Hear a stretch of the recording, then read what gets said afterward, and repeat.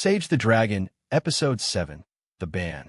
Human civilizations often make fascinating choices. When they discover something beneficial, their first instinct is frequently to regulate it or prohibit it, occasionally both. The press conference had ended several hours earlier, yet its consequences were spreading across the planet at remarkable speed. News networks replayed the footage continuously.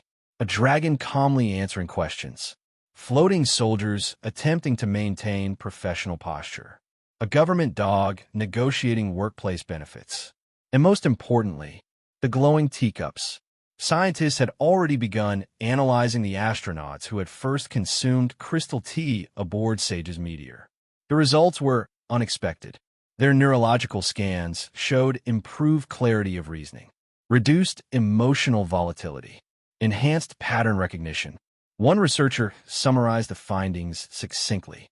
"It appears," she said, "that the tea helps humans think." This discovery produced immediate concern in several institutions. Emergency meetings were scheduled. Committees were formed. Advisory panels began drafting reports. Inside the meteor, Sage brewed another kettle.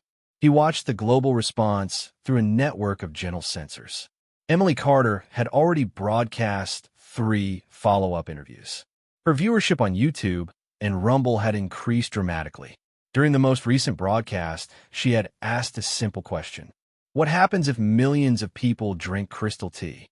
Sage had considered the question carefully. A quieter internet, he replied. Several governments did not appreciate this possibility. By evening, an official announcement appeared. Crystal tea was declared a restricted substance pending further investigation. The justification was lengthy. Potential neurological effects, unknown biochemical interactions, possible cultural disruption. The real concern was simpler. Clear thinking is difficult to control. Outside the meteor, General Halvorsen received the announcement with visible fatigue. "They banned the tea?" he asked. "Yes, sir."